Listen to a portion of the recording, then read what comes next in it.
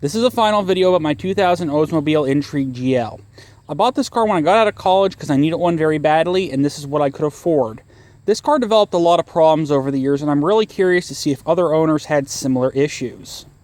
Overall, the body of the car held up well. There's a few places with rust on, there's a few places with damage, but overall it did hold up really well. We'll start off with the 3.5-liter twin-cam V6.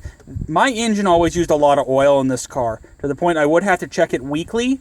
I don't know what caused this, and I didn't want to get the engine torn apart to figure it out. Another problem with this engine, it was not very fuel efficient. I actually had to start using mid-grade. I know a lot of people say it wouldn't make a difference, but with this car, mid-grade fuel made a serious difference in my mileage.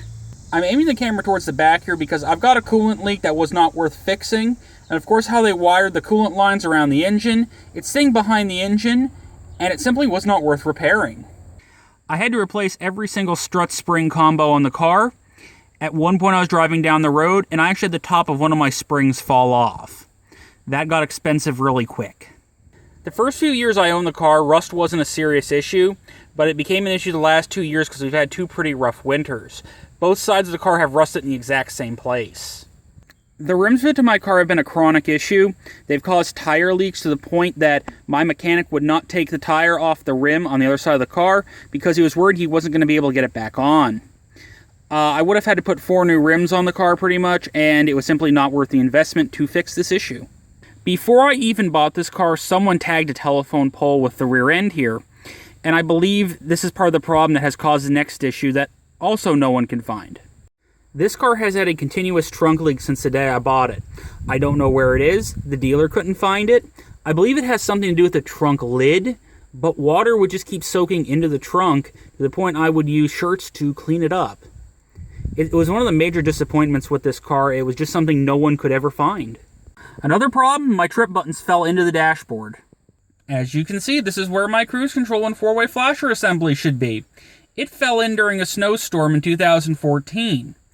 Ironically, the cruise control never worked on this car from the day I bought it. So now we have the radio and the heating cooling unit. The radio was never really an issue, but for some reason got really hot. The heating cooling unit, on the other hand, was a serious issue in this car. At one point, one of the ports outside of the car got blocked, causing water to come in the car, and the unit never functioned correctly again. When going up a hill, when hitting about 2,000 RPMs, my heating cooling unit would essentially stop functioning. I took it to a GM garage, and they could not figure out what the issue was. This unit also started having a serious squeaking sound within the last few years, and it simply wasn't worth getting everything torn apart to look at. It finally died about a week ago.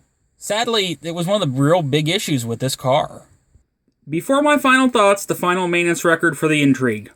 15 oil changes, 6 brake pads and rotors, 6 pairs of wipers, 4 strut spring combos, 4 tires, and I think there might be more than that, 2 batteries, 2 bearings, 2 blowers, 4 front control arm tire rod sway bars, 1 crank sensor, 1 set of spark plugs, 1 vent clog, 1 wiper blade motor, 1 warranty key recall, and numerous alignments and lights replaced. So I bought this car in November 2009 for about $5,000, and I'm getting rid of it here in August 2015. Trade-in value about $500. This was supposed to be Oldsmobile's savior, European sporty, and I'll be honest with you, it was neither. The car just had too many basic problems, too many things broke down on it. Thanks for watching.